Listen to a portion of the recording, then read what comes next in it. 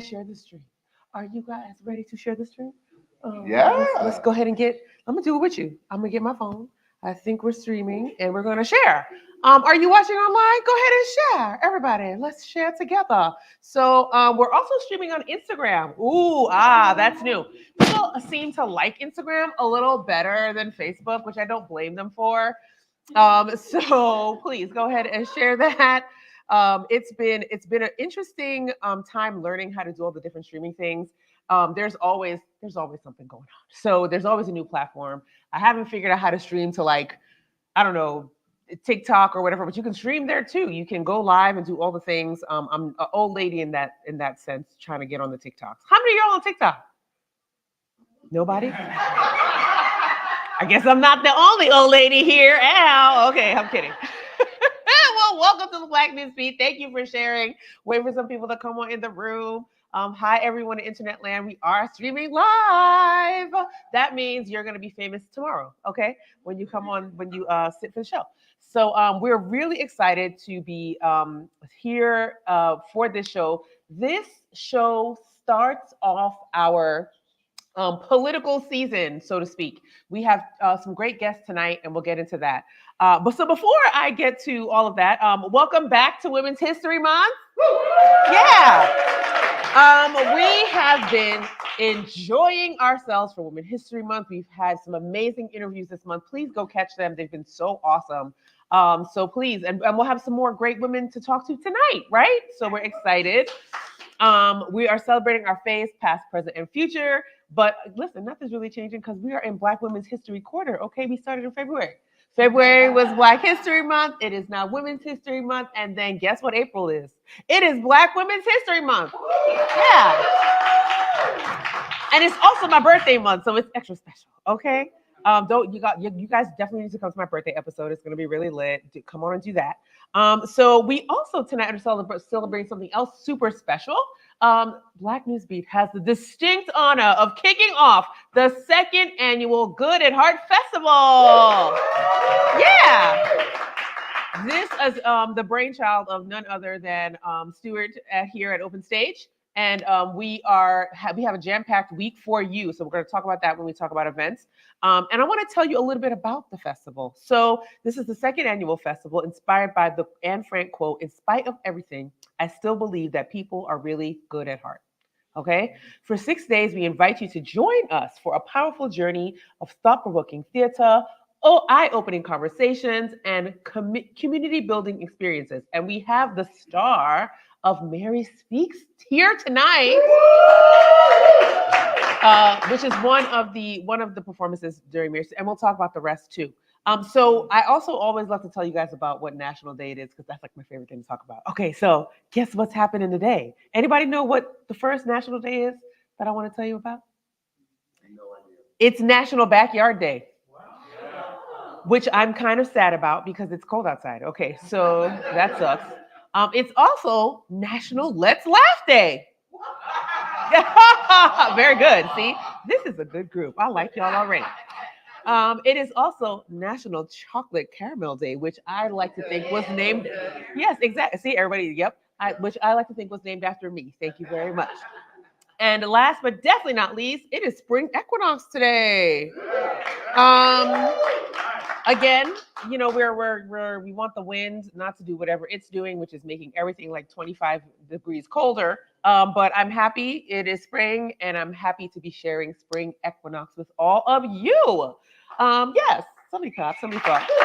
Maybe. So let's check in. Did the groundhog lie? Did Puxatawny Phil lie? Yes, he did. He said it was only going to be 6 more weeks of winter, and here we are in the middle of another winter. Why are we trusting a groundhog to predict? Boo! Yes, boo him. Boo that groundhog. Get him out of here. He's really cute, but get him out of here. So we have a really great show tonight. We want to make sure that we big up all the guests that are coming. So when you hear, all of your faves, they're all your faves because they're all my faves. I just want you to give them a little round of applause. We have Mary Speaks star Angela Polite. There she is. There she is. Isn't that a nice picture? Let me just say, sis, your hair is popping. I looked at this hair for like the last 2 days. It's my favorite. We have two PA10 hopefuls. Y'all know what PA10 is? That is our congressional district to the U.S. House. We have two hopefuls candidates running right here in the good old tent. John Broadhurst and Rick Coplen. And we also have a wonderful business owner who is just, there are not too many people that are busier than me, right? And this lady is busier than me. Please welcome to the show, and we're going to hear her great interview tonight, Christine Titih. Yes. I'm so excited to have everyone here. But before we get into our guests, we got some stories to talk about. Let's sweep these streets. Let's see what's going on.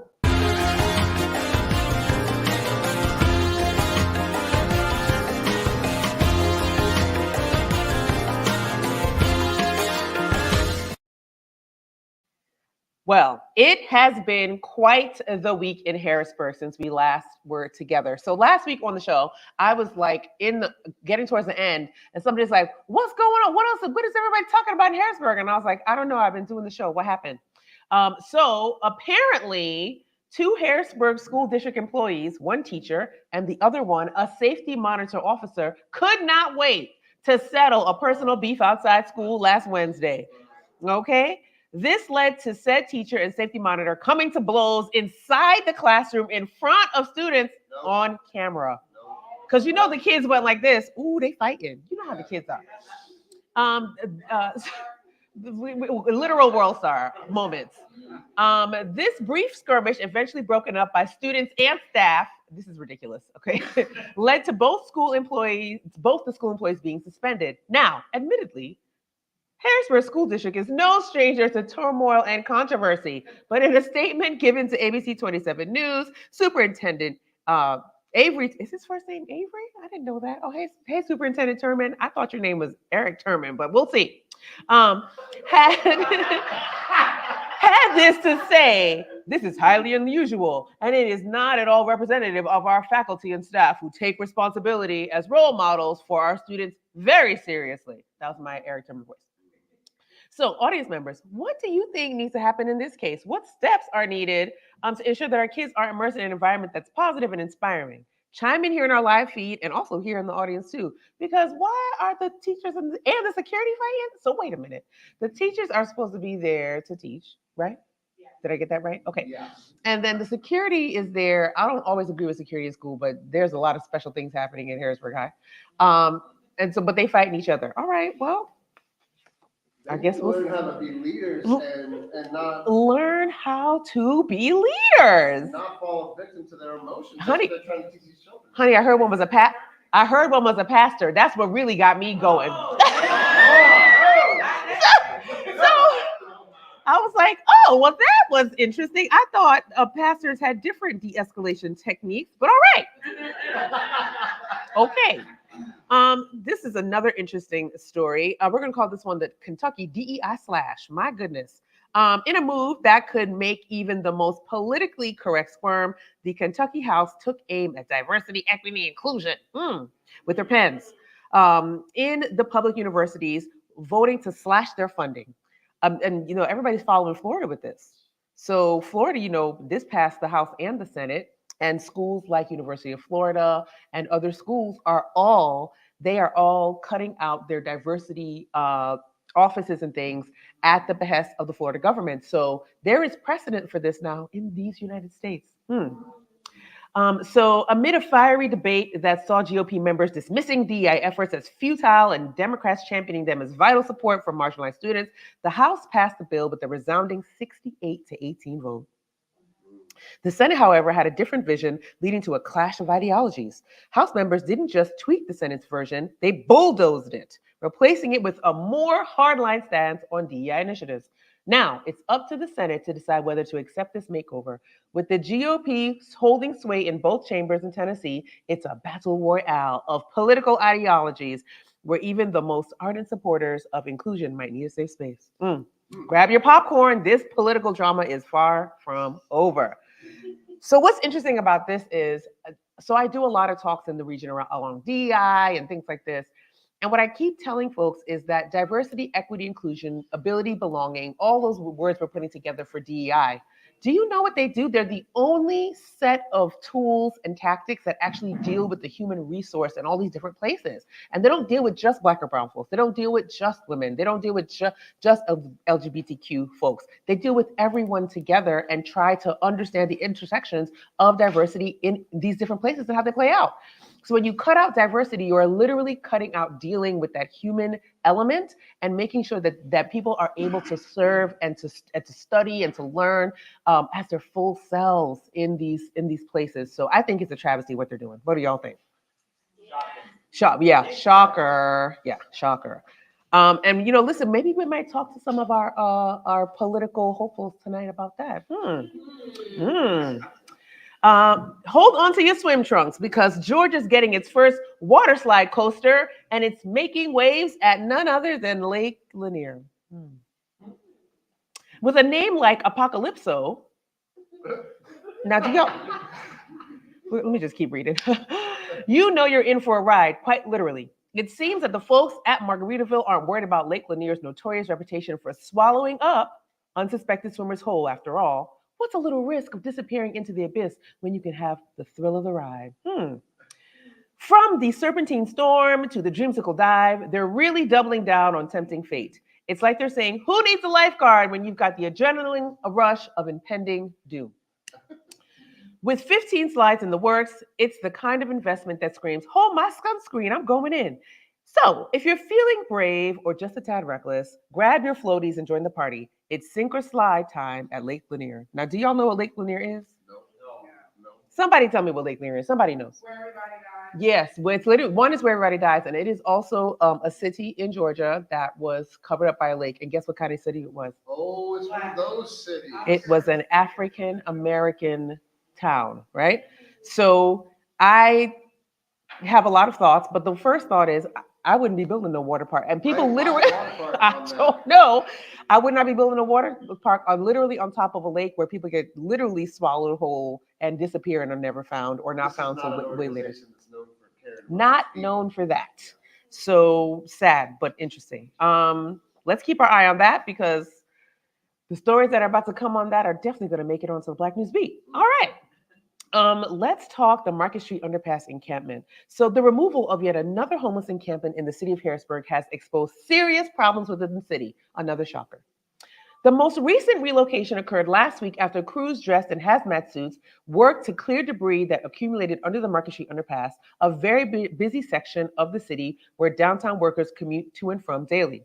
Several people walked their cars in a nearby parking lot, and it didn't take long for complaints and worries about public safety to become an issue. In a quote given to Fox 43 News, it's become a nuisance and it's become really dirty. We have so much trash and I think it's unsafe, says Jessica Naves, who walks by the encampment each day as she leaves for work. How do we as a city combat this problem? With local shelters running full and local construction pushing unhoused individuals out, seems local officials have their work cut out for them. Now, this is not the first time we've covered this on the Black News Beat. The last year, the Mulberry Street Bridge encampment was cleared out. They threatened to clear out the PennDOT encampment in a little past Shipoke. There were big issues all over the city with where people were going to go, trying to get them housing, and it seems that it was just a shuffle because a lot of the folks who were not under the Market Street Bridge on overpass now ended up there after this happened last year. So my question to our city and state officials, because what also happened was people passed the blame back and forth. They were like, "Well, it's not us, it's PennDOT. Well, it's not the city, it's such and such." Who is going to take responsibility and who's going to step up and lead to make sure that the most vulnerable in our city are taken care of? That's the question I have. Tick tock, the clock is ticking. So your teen's favorite app, and none of yours apparently, is now on the chopping block. In recent reports, TikTok has come upon the wrath of leftover bipartisanship from the Trump administration as the popular app has the potential of being altogether banned in the United States. Once owned by ByteDance, a company located in Beijing, China, TikTok is no stranger, owned by ByteDance, it's no stranger to controversy when it comes to international security issues. But this time around, it appears that ByteDance may, in fact, be bitten or at least have a lot to chew on, a long, drawn out court battle. Time will tell if the app remains popular among its approximately 1.7 million users. Until then, keep posting twerk and dance videos, short films and clips. And you can go up to 10 minutes because they do pay pretty well. They pay better than Facebook, I can tell you that for sure. Odd testimonies and skits, but also use it as a tool to help create change and get out there this election year and vote for sure. One of the things that I think is really crazy, so the House could pass a ban on TikTok, but y'all haven't forgiven these student loans. So y'all could pass a ban on TikTok, but healthcare is very hard. So y'all could pass a ban on TikTok, but making sure that women's rights are protected, that's just elusive. So where are the priorities? And I want to make sure I say on this program, I'm not trying to cater to our Chinese overlords, but TikTok is not the problem, because are you afraid that your data is going to fall into the hands of a nefarious organization like a Beijing analytics company, and they're going to use that data to affect our elections and sow enmity amongst the people in the United States? Is that what we're afraid of? Because that's already happened. Hashtag Facebook and Cambridge Analytica. So TikTok is not the problem. It's whatever type of control they think they do or do not have over TikTok in this country. And honey, listen, if they need to ban anything, go ahead and ban Facebook. Go ahead and do that. Listen, the old folks are like, don't ban Facebook. That's the one we know. Don't ban that one. Next up, we are into media and melanin. This is one of my favorites. So let's go ahead and talk about some of my favorite things happening in the world of media and melanin. Starz has unveiled, Basir's gonna like this one. Starz has unveiled the fourth expansion of the Power universe, with its prequel series Origins still in development, promising a fresh take. It aims to uncover the origins of the beloved characters Ghost and Tommy, leaving fans eager to delve deeper into their backstory. The announcement came hot on the heels of news about the final season, Power Book 2 Ghost, slated for a summer premiere, ensuring fans remain on the edge of their seats. Currently, Power Book 3, Raising Kanan, is bustling with its fourth season shoot in New York, while Power Book 4, Force, is causing a ruckus in Chicago with its third season filming. Sasha Penn is at the helm as the executive director for Origins, while the original series mastermind Courtney A. Kemp will continue her reign over the Power Universe series. With so much drama in the making, it's like they're generating power both on and off the screen, electrifying audiences worldwide. Now, full disclosure, I did not like any of the Powers. Basir, did you like the Powers? He liked most of them. He's doing this now, but I was subjected to Power for a long, long time. Oh, it's too much. It's too much. Okay? It's too many books. I like reading, but why are there 9 books on this? I don't know. Yes, absolutely. And you know what? Okay, I got it. Black Godfather. We get it. Power. But it's too much. At this point, I'm tired. Okay? And now we got to go back and learn about Ghost and Tommy. I feel like they were already central characters. What else is there to know? Okay? But they're going to make something up. We know a lot about Tommy. We already know. Yeah. So, and see that? I like that. See the talk back? It's my favorite. You already love it. All right. So let's move on to Naomi Campbell, the iconic trailblazer of the fashion world that has shattered glass ceilings left and right, from gracing the cover of Time, French Vogue, to British Vogue as the first Black model. After 4 decades of runway domination, she's now gearing up for another first, her very own exhibition. Naomi in Fashion at the Victoria and Albert Museum promises to chronicle her legendary journey throughout the lens of style, showcasing around 100 jaw-dropping looks and accessories. Now, I heard Naomi was absolutely a mean girl, but she always looks fierce. That is a true story. From Chanel to Versace or Versace, because I don't know how to say that. The exhibit boasts pieces that have defined eras and turned heads. Picture a 1989 Mugler corset that could double as a car part, or those unforgettable Vivienne Westwood platforms that famously met the runway floor in 1993. With Campbell, it's not just about fashion, it's a saga of glamour, gravity-defying stumbles, and undoubtedly diva-level fierceness. Absolutely.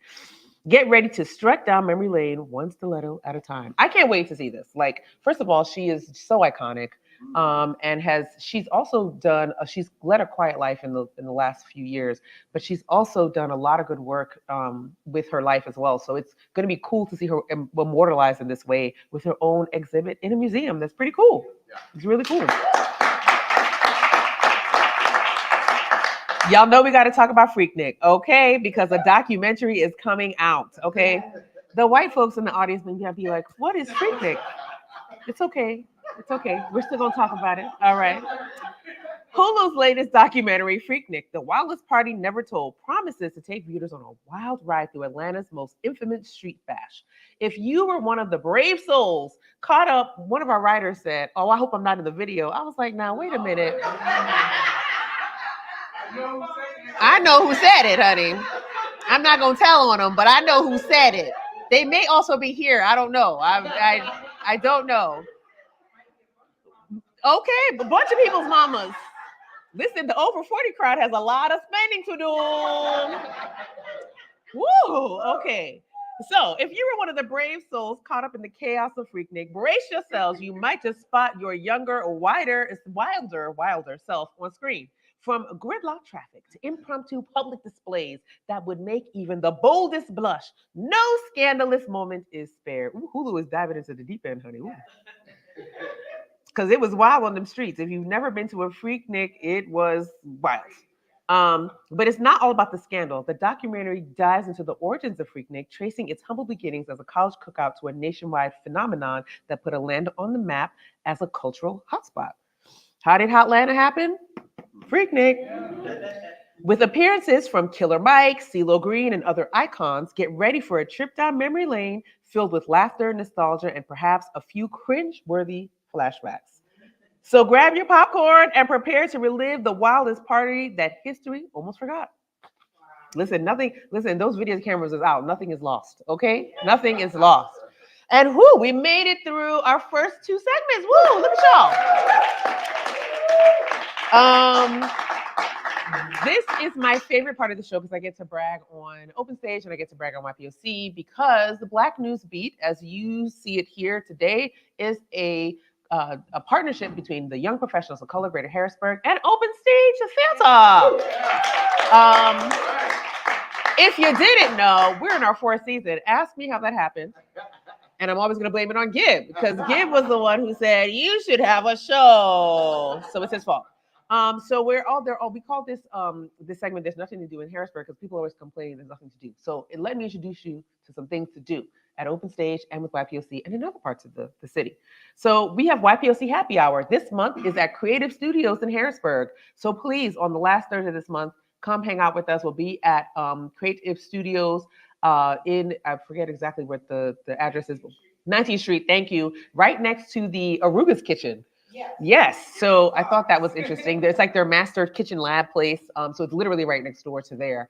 And check out a little bit of the art scene there and have a little libations and meet some new people. So come hang out with us. We are also still getting ready for Juneteenth. Our retreat is coming up. We have a week-long slate of events for Juneteenth, by the way. You gotta come hang out. We have a concert. We have a conference. We can finally confirm that our keynote speaker for our Juneteenth summit, we're transitioning to summit because that's cooler. We are going to have Angela Rye in Harrisburg on June the 18th. So we are very excited about that. I paid the deposit this week and baby, it was hefty, but we going to get her here. Okay. Juneteenth, and we also have a retreat coming up in August. The first weekend in August, we steal away to a beautiful bed and breakfast in Bethany, Pennsylvania, Black owned. Shout out to Auntie Monique Greenwood, she's amazing. And they treat us to a wonderful time. We rent the whole place out. So if you're interested in coming, look for more information on our website and on Facebook. We would love to have you. It is a beautiful weekend. We have a beautiful time of rest, relaxation, and just having a good time. We hang out. So come hang out with us. We're also going to be working on our Adopt a Classroom Gala, and we do have a little Adopt a Classroom update. Oh my gosh, we haven't had a gala since 2019. Wow, time flies. So the year before the pandemic was our last, was it 2019, Ben? Yeah, on the rooftop. It was our last gala, and we have been struggling to get back since. And we have a great proposal on the table for a gala from our Adopted Classroom Committee.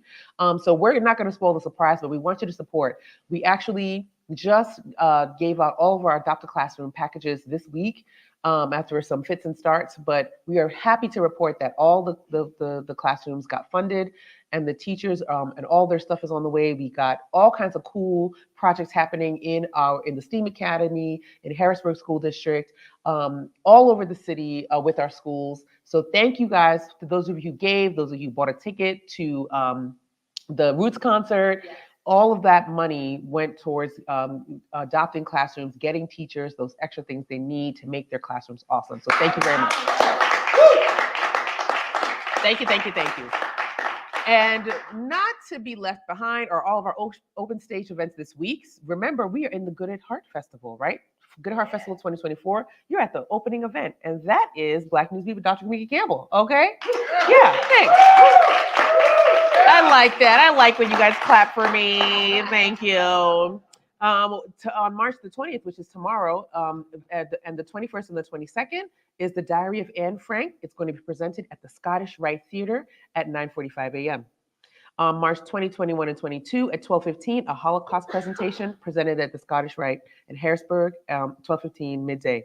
Thursday, March 21st at 7:30 p.m., The Diary of Anne Frank, also at Scottish Rite. March 22, 23, 27, 28, and 29 at 7:30, we have Mary Speaks presented at Open Stage. Yep. And then that's going to be at 7:30, and then March 24th and 30th at 2 p.m., we're going to have Mary Speaks also presented at Open Stage. So, yes. Plus the extension of Sweeney Todd. Sweeney Todd. Yes. Just a couple more days of that. Yep. But then we also have another erotic fan fiction. EFF in April. Yep. We had to sacrifice that for Sweeney Todd. Shout out to Brad, who is feeling much better, the leading dude of Sweeney Todd. And David stepped in and killed it. All we heard was how David stepped in and killed it, how he rocked it out. He was real good. So all you saw, like my phone started blowing up, like he's great. He was amazing. And we are happy that is going smashingly well. If you haven't seen it, there are 2 extra dates left. Yeah, 3. What do you have, like 2 more shows? 2 more shows, right? I think it's 2 more. Is it 3? They couldn't have been at theater tonight, which is fine with me. Yes, so if you haven't seen it and you can snag a ticket, because it's been pretty close to sold out every single show. So if you haven't seen it, snag a ticket, and also support Open Stage. Become a part of the Inner Circle. I always say Open Circle, which is not right, but Inner Circle, and support the great work that's going on at Open Stage. You can support shows like the Black NewsBeat and all the things I just mentioned, and also come out for the Good at Heart Festival. It's always very good. Okay, well, did y'all enjoy that? Good. We have a wonderful full slate of guests for you, so we will be right back with our first guest. We'll see you in a second.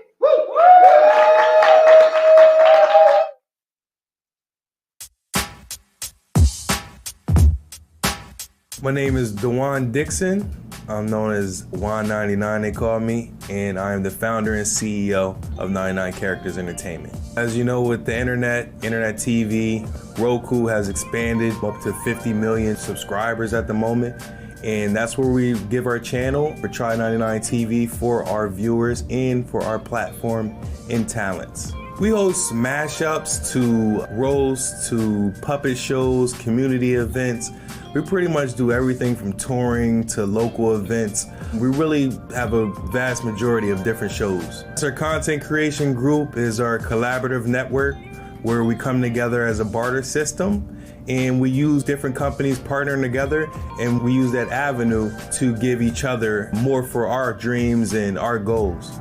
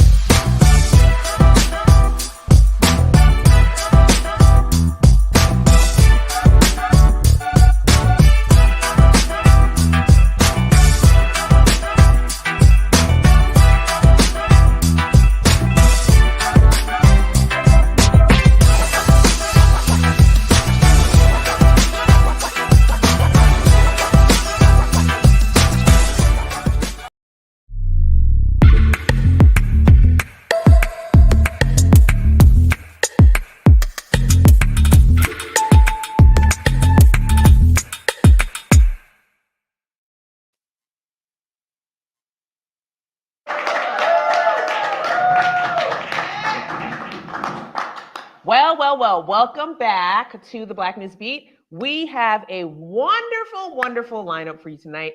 Please welcome my first guest, Mr. John Broadhurst. Thank you. He is running for the Pennsylvania's 10th district, which is our seat in the House of Representatives for our region. Woo, big job, big job.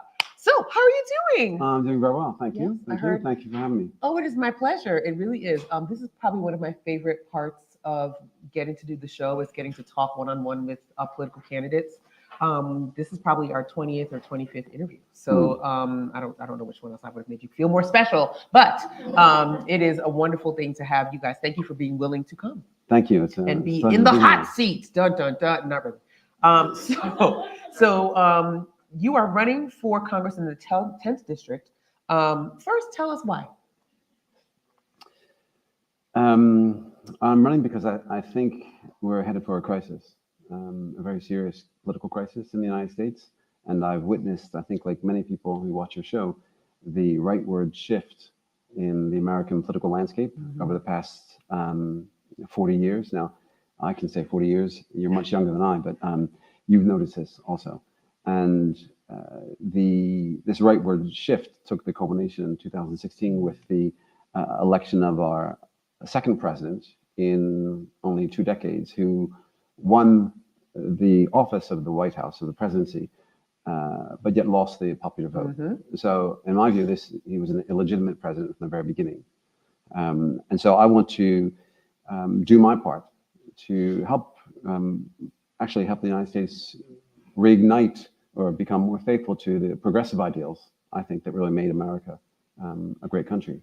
And I think even certain currents of the Democratic Party have abandoned the progressive ideals. And that's what I'm trying to do. Interesting. So what are your progressive ideals? When you say progressive ideals, what does that embody for you? Well, I think as everyone of color know, people of color know that part of American history was tinged very seriously with racism and a history of attempts to disenfranchise not only the Black community, but in particular the Black community. And so the United States history is a fight constantly against that very heavy weight of history. And so that's the first thing. Opening up, if we have an open society, we must have an open democracy and a representative democracy. And I think actually what we have today is an unrepresentative democracy. And so we know that, for example, with the Senate apportionment, that very small states have an outside influence in political outcomes. We know that the influence of money in political campaigns really puts a pretty downward pressure on new and emerging voices who are not from privilege, who maybe don't have money, who don't have access to political elites and political establishment. So I think we have to breathe new life into the American, basically, democratic experiment. And that came under a lot of pressure under the presidency of Donald Trump, and it's still under pressure today. Absolutely. And tell the voters what they can expect from you as their congressman. Well, first of all, I have to win the primary. And I think we're gaining strength. We're getting a lot of momentum at just the right time. If I am the nominee, first of all, I can guarantee you a lot of fun. We're going to have fun for the 7 months run to the general election in November. This is going to be an unapologetic, happy, and hopeful campaign. But if I am the nominee and I win the election in the fall, I want to really be the representative of the people. And I know that sounds like a cliche, but I think that when I say getting back in touch with our progressive ideals, that means the Democratic Party must be the representative of working class people. And so I come from a family, my father was a truck salesman, and I'm one of 11 children, an Irish Catholic family. No jokes from the audience, please. It was just, St. Patty's Day. A historical day for you, I'm sure. Yeah, that's right. Yeah, and so I took part in the parade and had a lot of fun. But no, I think obviously the Democratic Party, if it exists at all, is to be the representative of normal Americans. and the vast majority of Americans are working class. It's just that today, working class people don't wear, often don't wear overalls and dirty jeans. They work in mid-level management, low-level management at a Comcast or any large corporation. So the way we look and conceive of working class people has really changed a lot. But the vast majority of Americans live paycheck to paycheck. And we have to, it's really an effort to remind our political establishment of that. Absolutely. And so what in your, so before I go, I was going to go to the next question, but I have a follow-up question to that. What do you say to people who then say, well, you've been saying the Democratic Party is a party of this and a party of these ideals and workers and all these different things, but there is a growing discontent with the Democratic Party on all sides, right? You've got voters who are Black, brown, white voters, young, definitely older voters who used to be Democrats. Here in central Pennsylvania, for a long time, folks were jumping ship and registering as Republicans. Yeah. In large numbers, much larger numbers than people who were registering as Democrats. So when you say the party should be the party of these things, why is it not, from your estimation? And what do you also say to folks, this is like a 75-part question, but it's okay. What do you also say to folks who say, well, not only is the Democrats aren't, but they never have been historically, you hear this a lot, and it's really the Democrats who were for slavery and didn't really privilege workers' rights and didn't really help people. And we hear this all the time. We hear this as a constant counter to exactly what you're saying. So how do you respond to that? Well, that's a pretty long and complex question. Yes. It really forces us Whatever to... you want to answer. No, it's good. I mean, we have to have these type of conversations. And it's true that historically, the Democratic Party was the party of voter suppression. So if you look at the period from the Civil War era through Reconstruction up until really 1957, the Democratic Party was a party of disenfranchisement that made every effort to disenfranchise African American voters. So that's part of the tortured legacy of one of our major parties. That's not the case today. The Democratic Party is not the party of voter suppression today. Although I have to say that one of my opponents tried to get me eliminated from the ballot by issuing a challenge. Tell us about that. In effect, to get me off the ballot. Well, this happens pretty regularly in American political history. Unfortunately, it's sort of like the footnotes that not many people realize. But I had to, like all the candidates, secure 1,000 signatures, and I was petitioning in really everywhere across the district. In Harrisburg, I spoke to and petitioned a lot in African American communities, and in particular in communities that are really suffering, really struggling, and including the projects. And so oftentimes I met with people who I don't think they'd met with many Democrats recently or coming to their neighborhoods. And I think many of them were kind of surprised that a white guy with a boxy head and gray hair turned up and expressed some interest in their life. And so one of my opponents wanted to get me off the ballot. And I think he saw me as a direct competitor and threat. But I don't want to talk too much about that. But getting back to your question, so it's true that in the course of my campaign, I meet with people all the time, Black and brown, people who are affluent, people who are struggling, young voters in particular, who are I won't say apathetic, because apathetic suggests that they just don't care. Yeah. These are people who actually do care, but feel that nothing changes. Mm-hmm. And many of them feel that the Democratic Party doesn't really have deep convictions, mm-hmm. and don't make an effort. And on the other side, they think that the Republican Party is just batshit crazy, but we'll go to the mat and we'll fight to get another regressive tax cut for the richest. Well, people think the tax cuts and these things, they're painted as though they benefit regular. Well, I think but that's sort of, and it's not true, but that's how it's painted. Yeah, well, that's one of the biggest lies that we all have to come to terms with, and it's the lie of trickle-down economics that you know all about, and it's really other people might refer to it as neoliberalism, and Keynesian economics. Yeah, Well, not Keynesian, because Keynesian is really the model of the federal government has a role to play. And when there are crises in the economy, the federal government should be investing in public goods.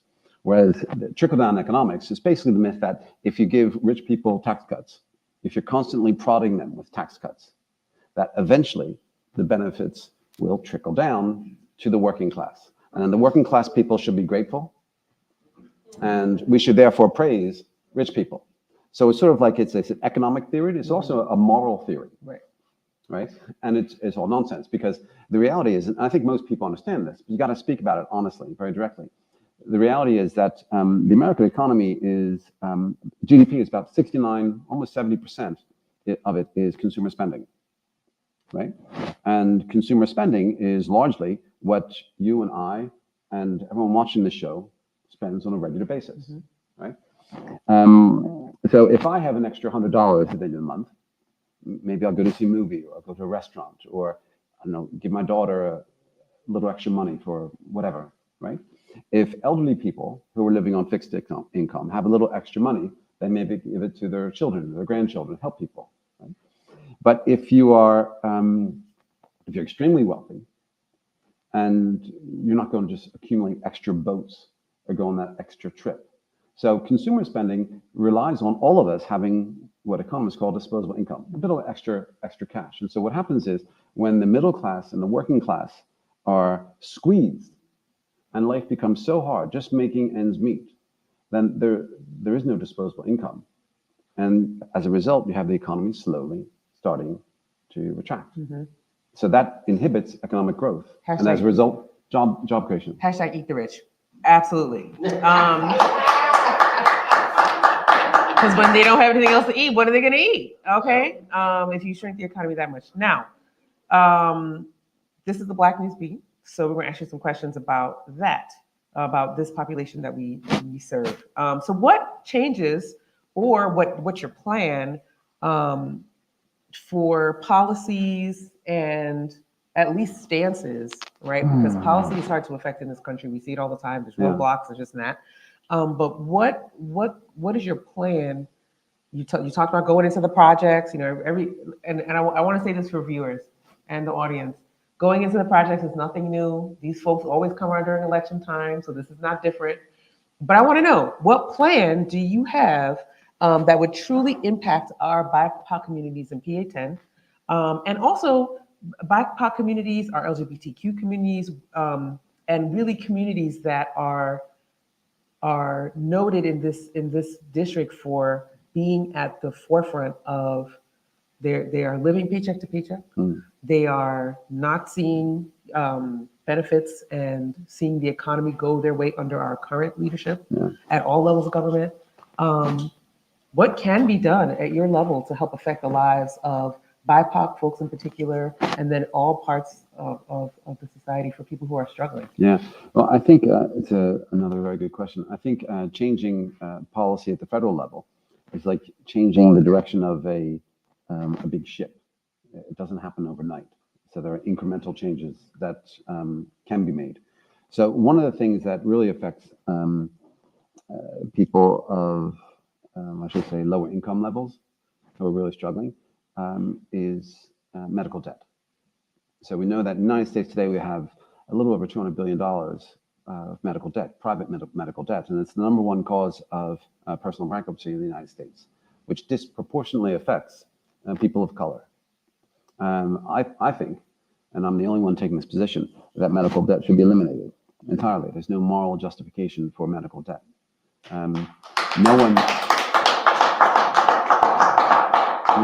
No one in France or Great Britain or Germany or Italy, Spain, it's a long list of countries, Finland, Sweden, etc., goes into medical debt because medical coverage is considered a public good. So I think medical care, healthcare should be a public good. And that means that it should be provided through a single payer, federally backed program. And so far, I'm the only candidate who's taken that position in this campaign. So those are two issues right there. And so that we can keep moving. And if folks were to vote for you, if they had to vote for you today, what is the number one issue that you think they should know as they head into the polls? As they head into their voter education period, as I like to call it, getting to know these candidates. Wow, that is a tricky one. Yeah. One particular issue.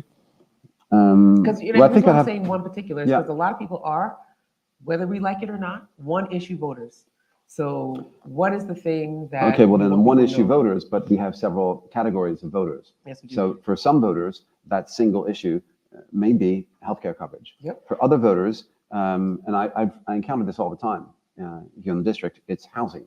So we have a housing crisis in the United States, which again disproportionately affects low-income people who are constantly squeezed. And one of the factors of this, first we have high mortgage rates. So the Federal Reserve has really taken the exclusive responsibility of fighting inflation. So the Biden administration has really not done anything in terms of regulatory oversight or taxes as a means of fighting inflation. It's just the Federal Reserve. And so this makes mortgages more expensive. It makes car payments more expensive. Many people in low-income households rely on their credit cards just to survive. And so they're being pushed into usury, extremely high interest rates if they don't pay on a monthly basis. And we know this, and these interest rates can be 20, 25, 30%. So the federal government can, and the Congress can offer legislation to cap interest rates on credit card debt, because the Wall Street and the credit card industry wants new people to go into debt. Hashtag Elizabeth Warren should have been president. Just what I'm saying. Yeah, I mean, Because she came up with this bureau to actually address this. But anyway. she did, and she did a fantastic job. And she was opposed by Democrats along the way. So the problem is not, we can't say that the Republicans are to blame entirely. No. In fact, and Black people don't say that. We see very clearly, especially Black Democrats, we see very clearly that the Democrats are the problem. And I'll speak specifically for myself. Again, these views are not the views of Open Stage or YPOC, but Black and brown folks absolutely know that the Democrats are a problem for their communities. They're a problem for their individual selves. They're a problem for families and business and a whole bunch of things. Well, I think you're right. I agree with you. Last night, for example, we had a candidate forum here in Harrisburg, and for the first time, we had predominantly African-American audience. It wasn't a large group, but there must have been at least 95% of the people were African-American. And so very different questions, very different tone, and I think a higher degree of skepticism. And so, I recognize this, but I think, but in that African-American Democrats are, in that case, not different, or not very different from working class white Democrats, who also do not have confidence in the Democratic Party. Many of them feel that Democratic Party has no convictions and will not stand up for working class people. And so when you mentioned earlier what has brought us to this, I think we saw during the 1990s, particularly under the Bill Clinton administration, when the Republican Party became outright obstructionist party and bipartisanship was impossible. That Bill Clinton, in order to exist and get any legislation done, adopted really the Republican initiatives that George Bush I would have initiated had he won his re-election. And we've seen this since, but with ebbs and flows throughout that process. So this is what I mean by getting back to the ideals of the progressive movement. Excellent. So, all right, last, the very last question. Why should people vote for you? I think people should vote for me. One, because I'm addressing causes of the crisis and not just consequences. And the causes are, the causes what led to MAGA. So if you want to beat the MAGA movement in the fall, you have to address the causes. These causes are extreme economic inequality. We're more unequal today than we've been since the Gilded Age in the 19th century. The disastrous failure of 20 years of forever wars. This has been absolutely disastrous, whether it's Iraq, Afghanistan, Libya, Yemen, now in Gaza, southern Lebanon. I could go on, but you get the point, right? And then the third thing is a lack of political accountability. Just a lack of accountability in the broad sense in American society. So when these three things come together, as they have over the past 20 years, it leads to feelings of resentment, alienation, hate, xenophobia, racism. And these are the feelings that really fuel extremism. So unless we address the causes, we'll be dealing with this again and again and again. And you'll have this conversation with someone much younger than me in 30 years' time. And so I don't want to see that happen. And this is the reason why I'm running. So I think the reason why I want people to vote for me, and I think I'm confident I can win, is because we're building, I think, the most diverse coalition of any candidate in the race. Because when I speak to people, I'm assessing the reality of American life. And I think I'm really the only candidate who's taking very bold positions. Now, you may not agree with all my positions, but we have to talk about this. So if America is a family, we have to recognize that we're a dysfunctional family, right? We have a batty uncle who comes in drunk. We have kids who are unruly. You get the point, you see what I mean? So public policy, and we're talking about our direction as a country, we have to be intellectually honest. The problem is that we have on the right, no intellectual honesty is possible. So that is very bad because in effect you end up with one party and the whole conformist mentality can just rebuild again. So we have to allow progressive voices. Progressives have to win. And I think in this race, although the district historically is skewed conservative, I think people do believe in progressive values. When I talk to people on a policy level, no one tells me, oh, Granny doesn't deserve to be on Social Security. Right. Uncle, he should be deprived of Medicare. Right. And we should privatize all public education and not invest in infrastructure. So if we would do all this, if you were to actually adopt the right-wing fanatic dream, America would end up within just a few weeks, like a pile of rocks. We'd be at each other's throats. So I'm just trying to be very truthful and honest and propose what I think are really concrete solutions for working class people who represent the majority. Absolutely. Well, this has been an enlightening conversation. I really appreciate talking to you. Thank you for coming tonight. Will you stick around for a few moments? I'd be very happy. But no cultural questions? What's happening in pop culture? I thought you were going to quiz me on culture. No. We did our pop culture in the beginning. No, I'm serious. I really am happy. It's really good to get to know you. Like, I'm glad to hear you surprise me, I will say. So thank you for coming. Thank you. It was my pleasure. I'm very happy to be here. And thank you for your very generous reception here tonight. Absolutely. Mr. John Broadhurst. Thank you. And he's going to stick around for a few moments and we talk to you guys. And we'll be right back with our next guest.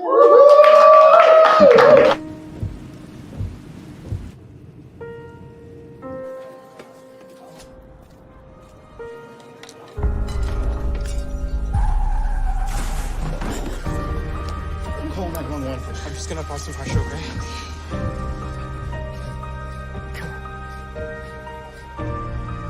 When minutes matter, you have the power to save a life.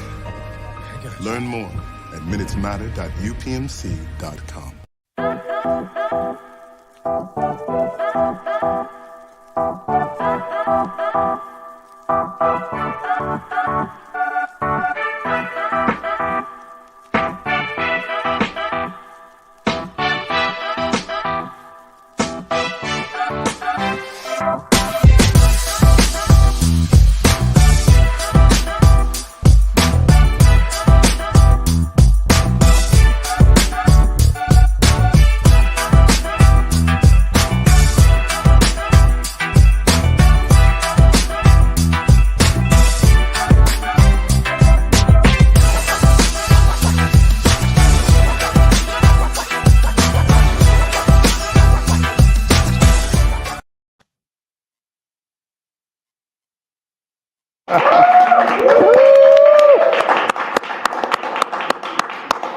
Well.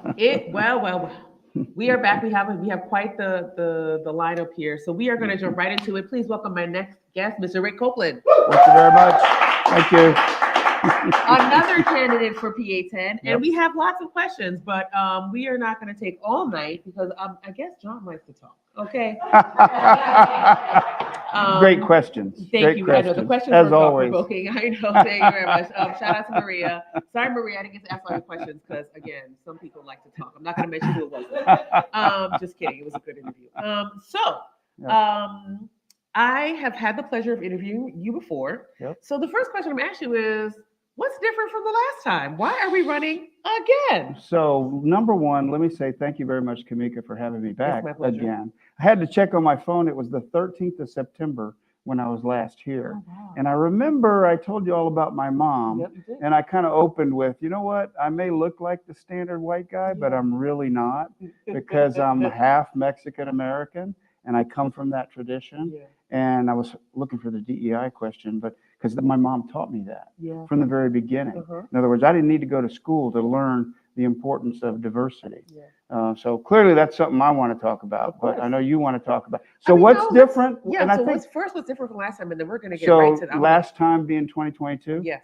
So I have had this question before, and I'm quick to highlight, you know what? I'm learning all the time. I'm listening all the time. Mhm. And you've heard me. In fact, I'm thinking on the 13th of September, I was just going to Allison Hill again. Yeah. I had been doing that a lot in 2020 and 2022, I should say, and learning. And among other things, I highlight, well, you know what? Of all the candidates, I'm the only Democrat that's actually won in a Republican district, beating all the Republicans as the top vote getter. And I think it's primarily because of the job that I do as a school board member, but I've gained the trust of Democrats, independents, Republicans. So, but I really do want to talk to you a lot about how and what I've learned from listening to folks, knocking on doors. I continue to go out with African Americans by my side in Allison Hill, also in York, also in the Carlisle area. So, but Okay. so that's a start. I like it. I like the start. So we're gonna go right to the D. What do you want to tell us about DEI? So I think my real point is, number one, I wholeheartedly believe in the importance of that. And I know I conveyed this before, Kimeka, is that, and this is what my mom taught me. And I told you the story. I won't go through the whole story this time about how her and her family faced discrimination at a public swimming pool in McAllen, Texas. And her brilliant grandfather, my brilliant grandfather, her father, who was actually just a cattle rancher, said, you know what?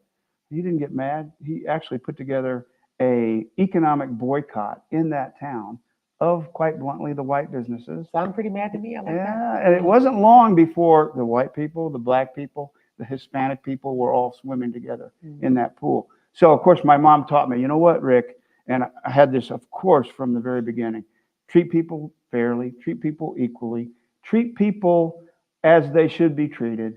And I also highlight, I have served in the military, I've served in my community, but most importantly, Scott Perry, the person who we all agree needs to go away, has actually, thank you, Scott Perry has actually in the last several months voted against a bill for DEI instruction in the military. And I can tell you very bluntly, I have seen the blood of an American soldier wounded in combat, but more importantly, I've seen the brilliance of American soldiers, men, women, black, white, Hispanic, Asian, working together to get something done in the most challenging circumstances. So then why do you think that people are all up in arms about DEI?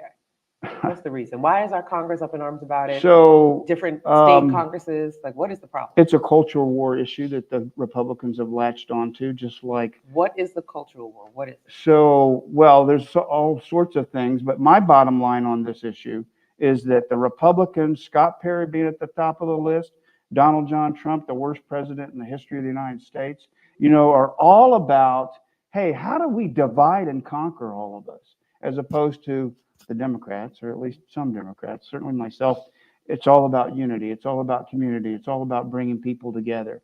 So I think, that they think, the Republicans think it's a winning issue. And in some things it has been. It's like, I think we talked about before the whole critical race issue, which is a nonsense issue for them to bring, because I'm on the school board. We don't teach critical race theory, but we do teach American history, Right. the good, the bad, the ugly. And I'm proud to say, I think since we were last talking, we voted for an African American AP Studies course as available for all of our students. Meanwhile, in Georgia or Florida or somewhere, they're getting the national news because some governor down there, I won't mention his name, is essentially, oh, this is terrible. Yeah. Meanwhile, here in Carlisle, we're passing that. We're making that available to all of our students, as well as financial literacy. But Absolutely. it's Okay. very important. I'm sure, hopefully I'm conveying that, and that I believe we got to come together, for a whole host of issues. But Another question I like to ask candidates, because folks like to come get up here and tell me how they went to the hood. Everybody, I went to the projects. I went to Allison Hill. We get it, guys. Yep. We totally get it. Yep. Understood. But one of the things I'm not hearing from candidates, and what I think is people get all the candidates, especially white men, they get in front of the black people and they're like, why don't you, I want to tell y'all I went to Allison Hill. Cool. But we live in a very diverse district, right? And so how do you propose as a leader, as an elected official, or elected hopeful in this district, to not just serve each part of the district, right? But help residents and your would-be constituents across different parts of the district understand why this district can come together to meet their needs, because that's what's missing. Right. So the first thing that I think about, I go to community. I think about community groups, and I do think, yes, there's a wide divergence, and clearly there's a huge difference between what's going on in York and what's going on in Harrisburg and Allison Hill and other places. But what I'm always highlighting that I think, number one, I'm listening, and I think I'm pretty damn good at that, and understanding, and then working with people to solve problems. And that clearly, the thing that I always hold up, Kimeka, that I believe is the common ground is our children, and to think about the future. And that's not only, it's for a whole wide range of things. Like, I remember you and I, it was probably like last August, went to the William Penn School conversation for about 3 hours. And I heard very clearly a lot of people very frustrated with that situation, very frustrated with the school and the lack of educational opportunities. That's a problem across all of our district. But what I also heard was real pride in the community, and real pride in what that school had been. So the point I'm making is, you're asking essentially, how do you provide a greater unity? How do you get people to come together? Well, it's difficult, but I firmly believe, and not just unity focus for the on sake of unity, the children. Not just to get things done. Yeah. I mean, that's the fundamental reason I'm running. And John and I both agree, and many of us agree, that we are in a crisis. The way I like to put it is, the storm is coming, particularly since Donald Trump's now the nominee of the Republican Party. So there is a crisis coming toward us, and it's the crisis of democracy. But we are living in a perpetual state of crisis. Right. This crisis is not new. Fair. And particularly for Black and brown bodies and disadvantaged bodies in this district. We don't have to go outside of PA to see this, right? We lived through a Donald Trump. If you see now the folks who are supporting Donald Trump from the Black and brown communities at 15% higher than they did the last time. Which is why would that be a real thing that's happening, right? Because one, from my estimation, folks do not have confidence that leaders on any side of the aisle are going to do the thing. They're not confident, obviously, in Joe Biden. It's an obvious thing. They're not confident in some of our state leaders. They weren't confident in Trump.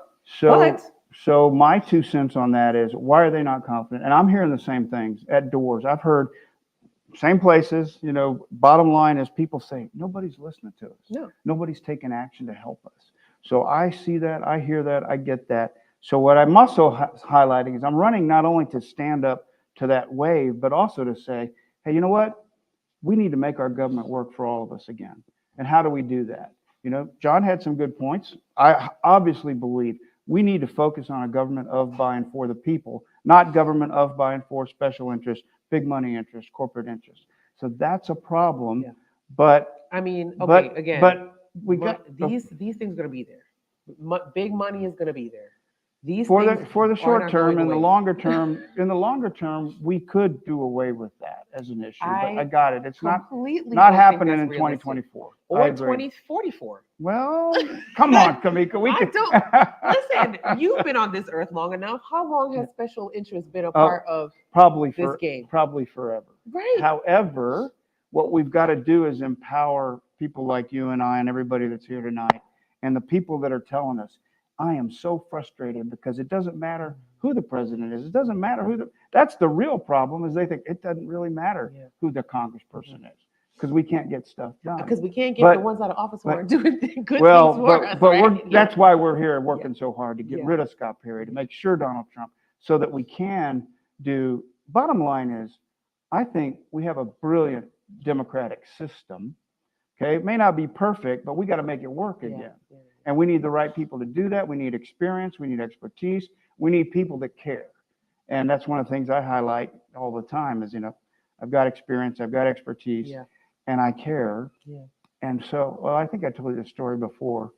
I don't need to tell you where again, but I'm walking up. I mean, I'm on Pizza Bowl. I have a little piece of pizza on Market Street. What kind of pizza? Oh, it had to be like the Meat Lovers, really good. From where? From Pizza Bola on Market Street. Pizza Bola. In Harrisburg. So that is Allison Hill, but I wasn't going to say, now you got it. Are we playing the drinking game yet? How many times did you say Allison Hill? So I wasn't even going to say that because I knew you'd go, oh, God, I was going to let you say it. Anyway, so I have a piece of pizza. I'm sitting in the community garden there. It's a beautiful community garden. You've probably seen the mural on the wall, some young people on. So I go walking out because this is in early September. And we did I think a beautiful thing. We did a community barbecue, Reservoir Park on the 16th of September. Terrence Webb was our band leader that night. We had the Scots, I'll get it wrong, the Scott School, positive rappers, young people. Anyway, so the point I'm getting to is, okay, now I'm walking down the street. I'm literally carrying flyers saying, hey, folks, come on down, come join us. I'm walking toward this group of 4 African Americans, 1 woman, 3 men, and I hear this guy say, you cannot live on $7.25 an hour. He didn't know who I was yet. So I'm walking out, man, I got to talk to these folks. I did for about 20 minutes. And at the end of it, I said, I asked, have you ever seen Scott Perry here on the streets? And of course, they all started laughing. I'm not joking. In unison, they all started laughing. And then one gentleman looks me in the eye and says, no, we've never seen Scott Perry on the streets here. We never will, because Scott Perry doesn't care about us. So, and that's as bad as it gets for an elected official, for people to say. He comes to Hispanic Heritage Day. Okay, well, good for him for that. Really, did he? I was there. He will definitely take pictures at Hispanic Heritage Day. Okay. I was there too for the big parade that we had that very morning, the 16th of September. We were there. And anyway, so. But I mean, thank you. I appreciate the story because one, people are having a difficult time with not just, there is no mandate on yet, a federal mandate for a real minimum wage. And so you're left at the mercy of if people want to do. Right. You know what I mean? So and that's just a bad Could I just really highlight, that is one of my key issues. Yeah. And if you want to ask me what's the most important issue, that's it. In other words, education, training, that's all great, but it doesn't solve the problem initially. It's great for our children and so that they can, but we need a living wage. There's some studies out there done by MIT that say $15 an hour is not enough in this area. It needs to be $21 an hour. So that's what I'm putting out there is we need $21 an hour for a single person. For 2 people with 2 children, it's like between the 2 of them, $54 an hour is what it should be for a living wage. Another thing I want to tell you about real quick is that I had some time talking to some other African Americans here in Harrisburg. Was it Allison Hill? No, it wasn't. It wasn't. And in fact, we went to dinner and they wanted it to be outside of Harrisburg because they didn't want the whole world to talk about it. Seriously. So here's the point. They gave me so many good ideas. And here's the really important point. They said, Rick, affordable housing ain't good enough. We all say, oh, we need more affordable housing. We need more. Yes, we do. But they said affordable housing is not good enough.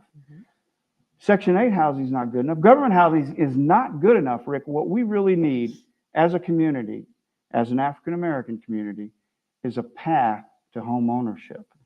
And that's and I said, oh my God, you're absolutely right. That's been part of my key platform ever since. And so what I'm saying is that we've got to increase wages to far beyond what they are now for those that are at the bottom of the scale, to a living wage, $21 an hour, helps people to have financial peace of mind and puts them on the path to home ownership. One real quick other point on that. So I've done some homework. I think he said 2 quick points. Yeah. So, but I got this. I have other guests. I know you do. Okay. You tell me when to stop. Tell her when to stop. Last point for me, and you're in charge, not me. So I did some homework. There's a Black collaborative that's put together a 7-point plan on how to increase home ownership for Black people. And I've signed up for it. I've sent my email out. I've put that on our website. It includes counseling. It includes down payment help. It includes a number of other things. But I've absolutely said that's important for everyone to have that path to home ownership. Absolutely. Okay. So this has been an enlightening interview. Did y'all come in time to say Alpha Hill? No. y'all did disappoint me there. Y'all should have been counting. No, seriously. Thank you for coming back. Yeah. Thank you for talking more about these issues. I don't want you to think I was giving you a harder time than John. I just never interviewed him before. I just feel more comfortable. It's all good. So thank you. I knew what to expect. Good hard questions. Absolutely. Very appropriate. Of course. Yep. And I thank you for, visiting Allison Hill. I'm sure the people of Allison Hill thank you too. And Bola. Yeah. And lots of other places. Lots of other places. Yep. Good luck on the trail. And y'all please give it up for my guest, Mr. Rick Coplen. Thank you. Thank you. Course. Thanks very much. And we'll be right back with our next guest. All right. Yes. Thank you.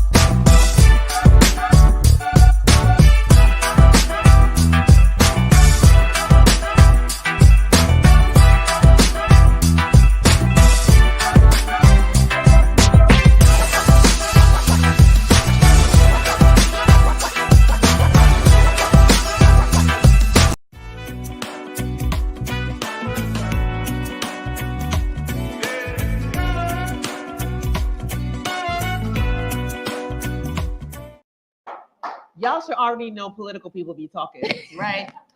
So we are back with a guest that I've wanted on the show for a long time, actually, Miss Christine Titih. I am so happy that you're here. We have so much to talk about, but before we get into all that, I just want to say Christine and I actually did see Scott Perry in person. Just want you to know there are sightings. So we did see him in person. I did ask him questions. I think you also asked a question. So we at least have one sighting between us. Okay. Just want to say that we try to be fair and balanced on the Black NewsBeat, but we do talk about Black people and Black things. So welcome to the show, Christine. Thank you. You are not new to this. You are true to this. You are an author. You are what Maria refers to as you've written inspirational prose, but you have now released. Well, first, let's before we go into all your accomplishments, tell us a little bit about you, and what you tell us about you. What you want to tell us about you today? Oh wow! Okay, that wasn't part of the questions we had planned. Okay, well, I'm Christine Titih. I'm originally from Cameroon. Let me get that off because I know some people are already thinking, wait, what did she say? What's her last name? Yes, I'm Christine Titih, originally from Cameroon. I've been in the United States of America for 14 years now, going to 15. Wow. Small business owner, author, community advocate. I call myself. Yes, you are, community advocate. Yeah. Like I said, I'm busy, but sis, give me a rival, okay? So I'm very glad to have you here. You are a published author, a small business owner. What's your small business? City Home Care Services. Yep. We support adults with a diagnosis of intellectual disabilities. In the Greater Harrisburg area, we have a day program setting, teach them skills. We take them out in the community to volunteer and all that fun stuff. That's amazing. That's amazing work. It is. And you've written books that were inspirational prose, but now you've released. I have. And I see a copy on the table. I come prepared. Yes.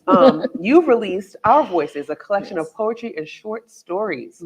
So why did you decide that now is the time to dive into this creative genre? Well, I consider myself a storyteller. There are a lot of people that write because it's a business, it's a profession, but I write because it's a calling.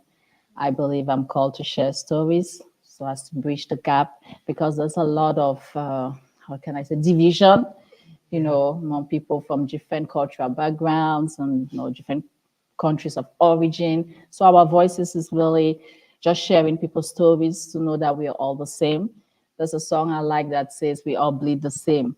I think sometimes we need that reminder that we all bleed the same grief you're feeling in America is the same grief someone in Africa is feeling. War is war, no matter where it is, So all those feelings, I try to capture them in this book with the hope that once we read it and we meditate on it, we feel a little bit more empathetical towards our next door neighbor. We don't feel like we are different. We feel like, hey, that's my brother, that's my sister. We may come from different backgrounds, but we are all the same. Absolutely. I love that. That's beautiful. So what impact do you hope? So you talked a little bit about impact, but if you had one thing to choose out of here, I would say if there's something, I mean, it's your baby, so maybe you don't have a favorite, but what if you had something to choose that was probably the most impactful out of this work, what would you say it would be from your work? Is that our voices really doesn't portray, it's written in the voice of the victim. Okay. So all the stories, the short stories, the poems are taken from the perspective of the person that is experiencing that particular emotion or that situation. Forget the setting, put yourself in the position of that person. And it's really, I just wanted to give a voice to the voiceless, give a platform to those that the victims, it's an intense book, if I can say so. I know authors, we like boasting about our books, but this is really a work of art, but it's also a lot of emotions in there. I tackle a lot of topics. I tackle on war, where I originally come from Cameroon. We're actually in civil war, but that's Africa, so we're used to all that stuff. Wow. I speak about rape. I speak about addiction, again, from the perspective of the victim.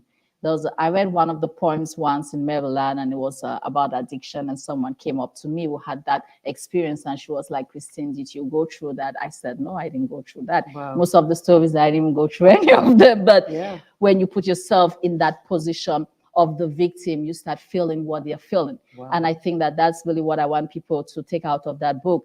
Feel what the other person is feeling. Yes. Because if you feel what the other person is feeling, then you make decisions that favor the other person and that favors you too. Wow. I think a lot of times we just think too much about ourselves, and that's why we are in the positions we are.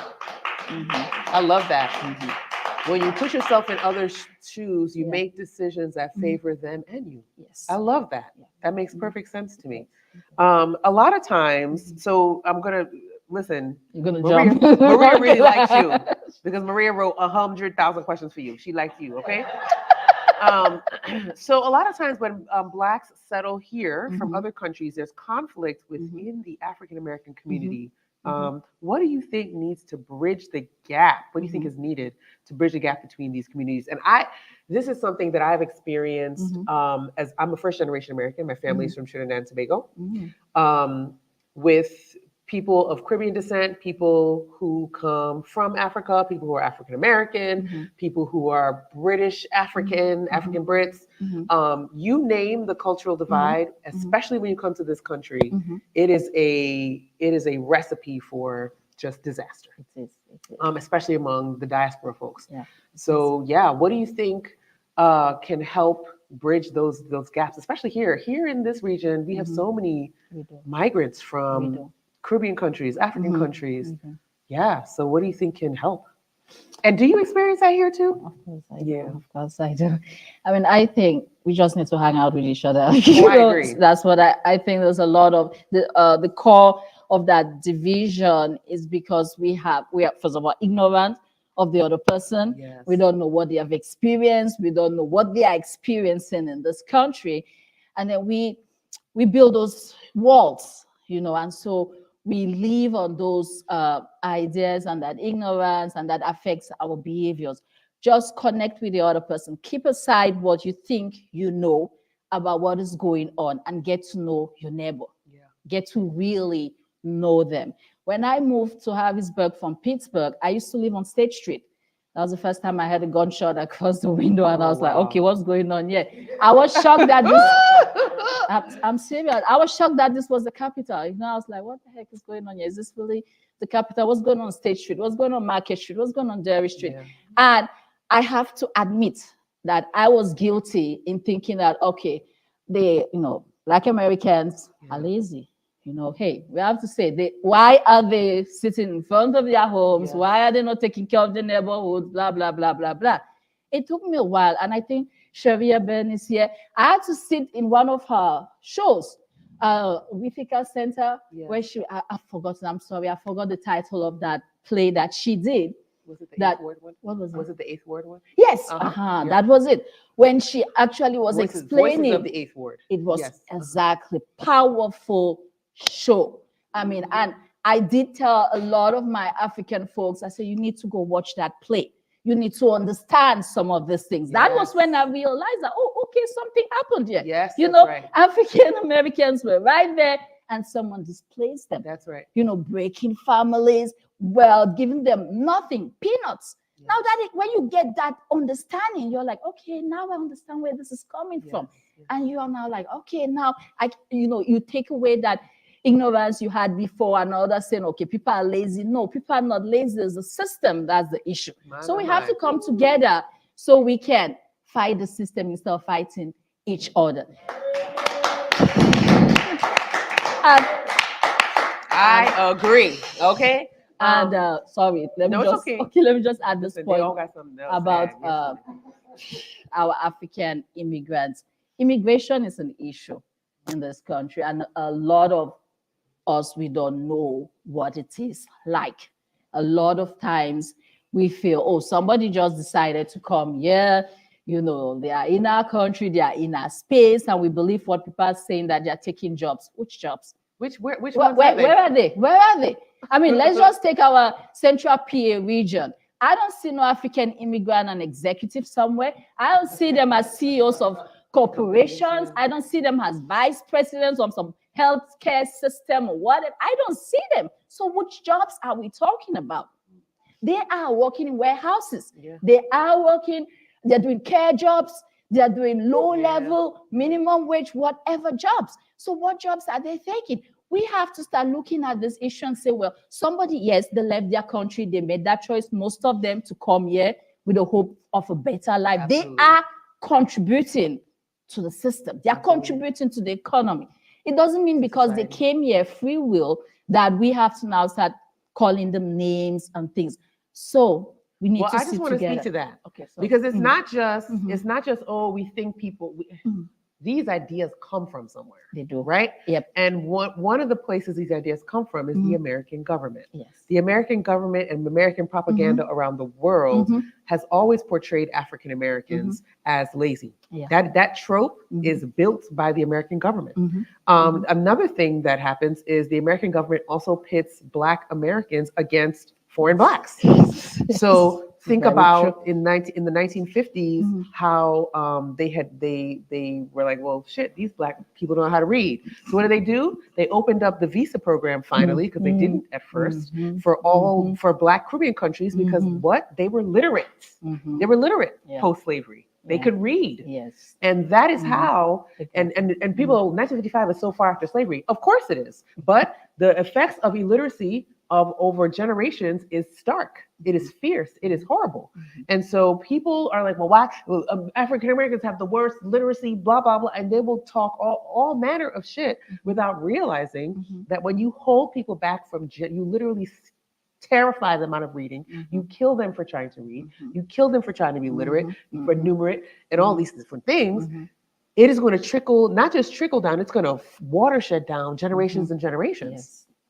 And so when you have Black people coming from other countries and they're illiterate, Trinidad is a great example from where my family's from. That country had emancipation 29 years before the United States, and the slaves knew how to read. And they taught their children. Reading was normal. And people really take for granted the fact that literacy and numeracy in the Black community in the United States, it was literally kept from people on purpose.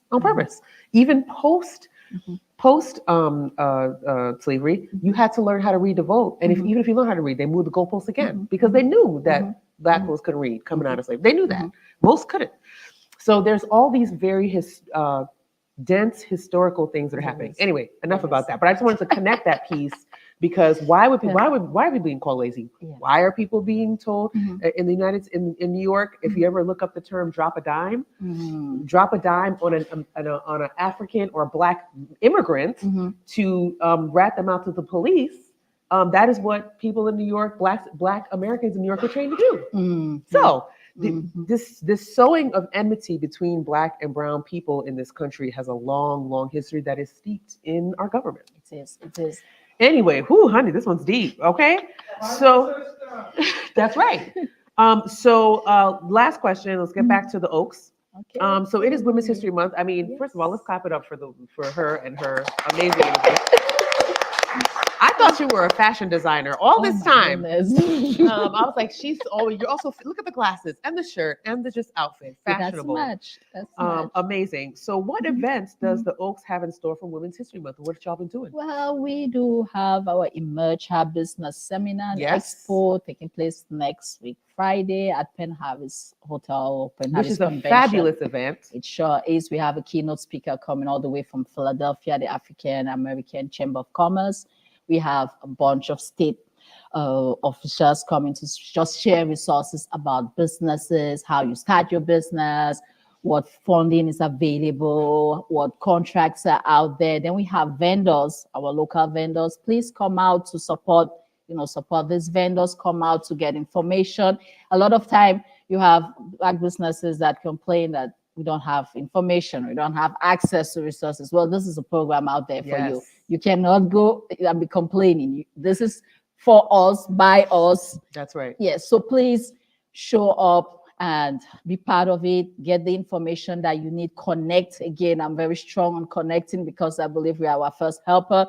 Come and connect with other Black minority women that are in business so that you also can grow. Like she mentioned, we have to get rid of some of those ideas we've been fed.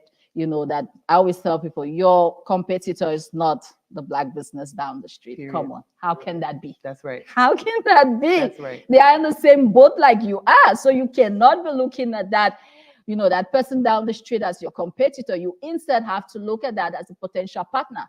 Join together and say, okay, how do we now start fighting your other competitor? I love it. Well, I am so glad I finally got to have you on the show. This has been a wonderful, wonderful interview. Please give it up for Miss Christine Titih. And please stick around. I got to get a picture with you. And I also want you to tell folks more about this wonderful program that's coming up next Friday. So please stick around. Okay. Thank you guys so much. Stick with us. We have one more amazing special guest. We'll be right back after a little message. Are you looking to broaden your skills in digital media creation? Are you looking to be a part of a great team? Well, we need you. The Black NewsBeat will be trying to fill various positions to help make our show a great success. We'll be looking for tech assistants to help on set. We'll be looking for writers to help write the show every single episode. Also need digital media assistants. Absolutely need some live audience coordinator.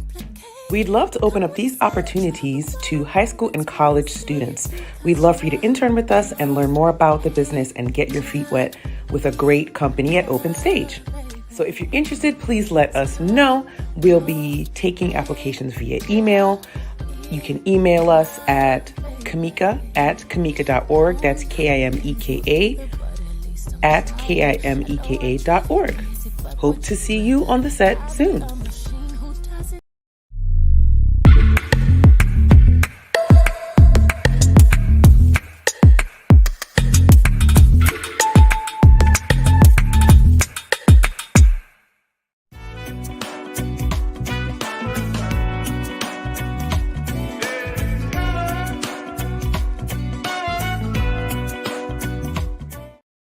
As a very special treat for you, we have the star of Mary Speaks. We have Miss Angela Polite. Oh my goodness. I think this is my first like main character in a play interview because I'm pretty sure that's right. I think I've had like the producers and other folks on, but this is very exciting. Like this is so cool. So thank you for coming. Thank you for having me. So first, we are so excited to have you here at Open Stage, the home of the Good at Heart Festival. And we talked about that. It's named after Anne Frank, who, after all she'd been through, still said people are good at heart. How does your play, Mary Speaks, fit into that idea? Well, my play, Mary Speaks, is it's a work of, it's really a passion play for me. And you wrote this play, correct? I wrote this play. I conceived this play. I take the life of Mary, the mother of Jesus, who is probably one of the most well-known women in all of history. Whether you're Christian or not practicing, everyone knows who Mother Mary is. Yeah. And I take her life and I use it as a parallel to Black mothers and how they have to raise their sons in an environment that sees them as a threat. Wow. So ultimately, my Mother Mary is a Black woman who is trying to keep her son from becoming a crucified Black body. And I think when it comes to the theme of the Good at Heart Festival, I have written this one as a part of my faith for some degree. And I think my faith leads me to know that although we are a mess right now as a society, I think that deep down inside, we know what's right, we know what's wrong. And I think people are intrinsically good. There's no part of me that believes that people were just made bad. Yeah. So. Wow, that's very good. That's amazingly said. Amazingly said. What inspired you to write this script from a perspective? So there's a lot of controversy around what Jesus looked like. Was he Black? Was he white? So as a Black woman, tell me what inspired you from that place to write this? I was inspired. I started writing in 2015. Wow. If you recall, 2015 was a tumultuous summer. And we had, that was Michael Brown's summer. And prior to that, since 2012 with Trayvon Martin, we saw a rash of killings of unarmed Black men. Philando Castile, we can start to name them. And so when Michael Brown's death happened, I remember reading the story. Two things happened. I saw an interview with his mother, and it was so sad to me that Trayvon's mother and several other Black mothers welcomed her in as if she was in a club. You know, you come to be a part of our club. And I remember reading the details about how his body was left out in the sun. They didn't even cover it up. His mother had sort of heard information that it might have been him. Yeah. And immediately for me, my mind went to the cross. I thought of the crucifixion, and I thought of Mary trying to get through to her son, and a light bulb went off. And I said, I have it. I know what this is. These Black mothers are Mary. These are crucified Black bodies. That's what this is. And I just started writing. And I just started writing.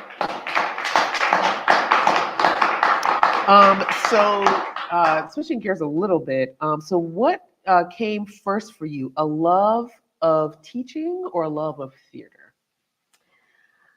I think I have always inside been a teacher. I think that's always been a part of who I am. I moved to New York probably about 12, 15 years ago. I left a career in television.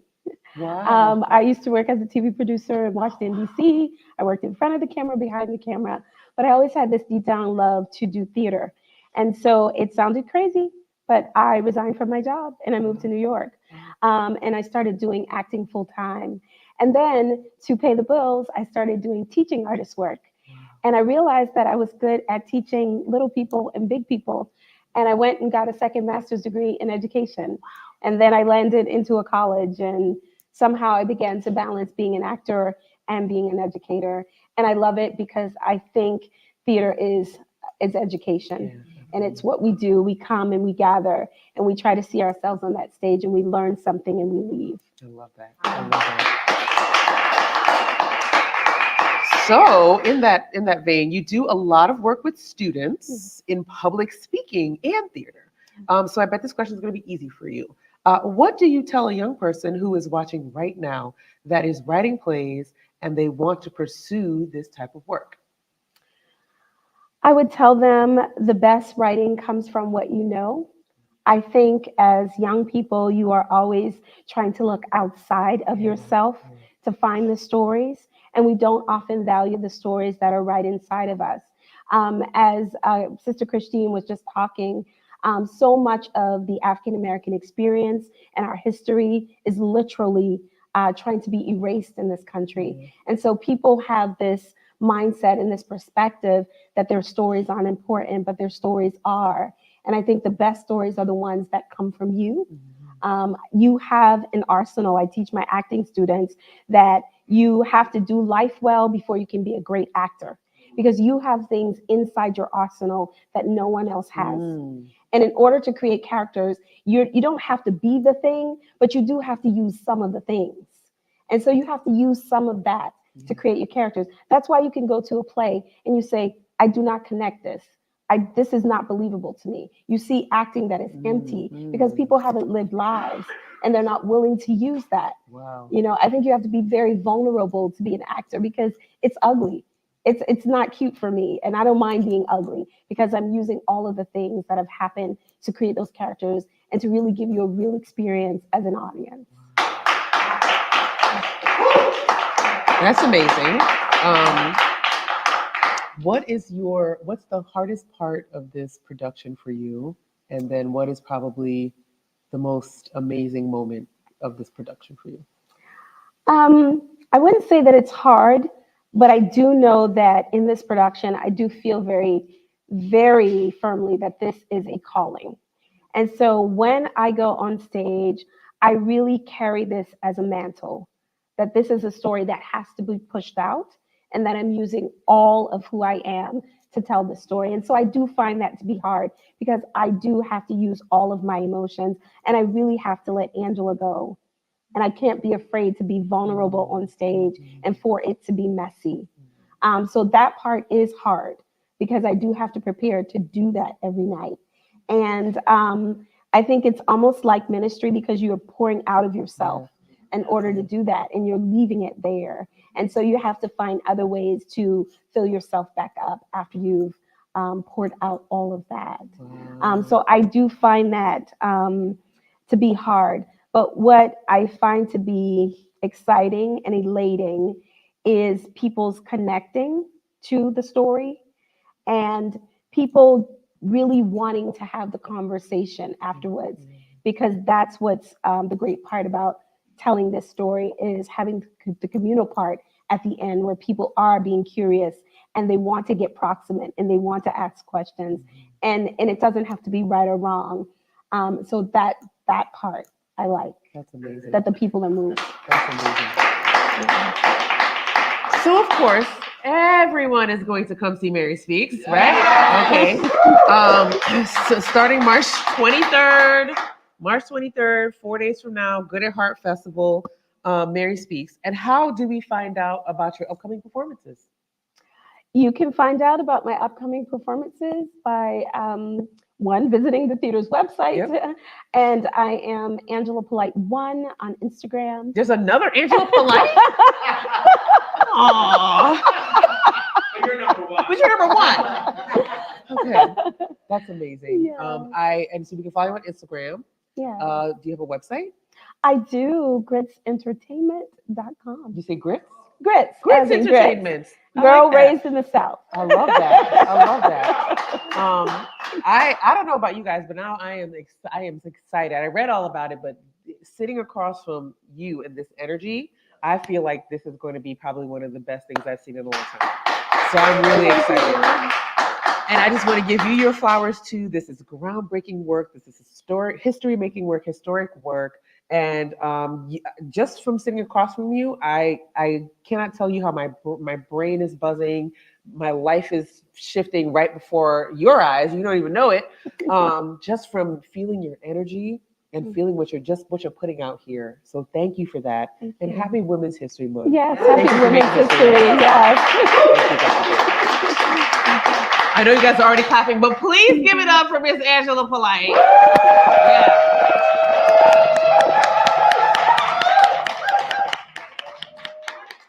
And we thank you guys for sticking with us. We have one last thing to do, and we'll be right back with last lap. We're getting out of here.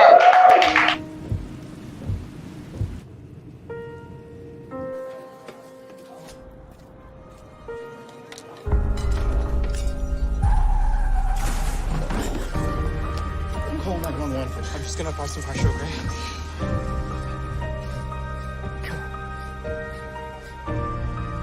When minutes matter, you have the power to save a life. Learn more at minutesmatter.upmc.com.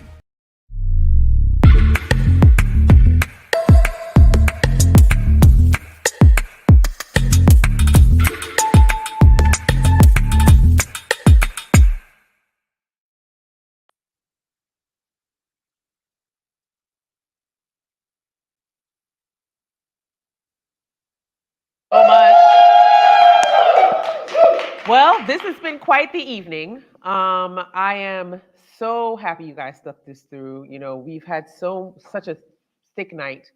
But I want to close us out on a serious note. The conflict in the Middle East between Israel and Palestine is still going on. And we, as a country and as a people, we've risen to the call. We have, raised awareness. And so I just want to keep doing that, especially in this important time. So I just want to start with some facts. More than 32,000 Palestinians and about 1,200 Israelis have been killed since October 7, 2023. Nearly all of Gaza's 2.3 million population have been displaced, leading to a significant humanitarian crisis. The conflict has led to widespread destruction across the Gaza Strip, including damage to over half of Gaza's homes. International reactions have been polarized, with significant support for Israel from the United States, contrasting with widespread denunciation in the Islamic world and the global South. So now I have a few questions, given that information. If Anne Frank were to ask about the current conflict between Israel and Hamas, her questions might reflect her deeply humanistic perspective and her hope for peace and understanding among people. Here are 3 questions she might ask. How can individuals on both sides of the conflict find a way to empathize with each other's suffering and work towards a peaceful resolution? What actions are being taken by the global community to ensure the protection of innocent civilians caught in the crossfire? And in the midst of this conflict, are there stories of kindness and humanity that remind us of our shared desire for peace and safety? And I just want us to sit with that, especially as we go into this week, because from the local to the national to the international, conflict is everywhere. And how do we move past it for a better world? How do we do it? And that's the end of our show. Thank you guys for coming tonight. Thank you for taking part in this, from the political to the personal to the art to the everything. Thank you for being here with us. And I will see you next week, Wednesday. We'll be at Elementary Coffee for our community episode. Be kind to yourselves, love on yourselves, clap for yourselves. And we'll see you next week. Good night.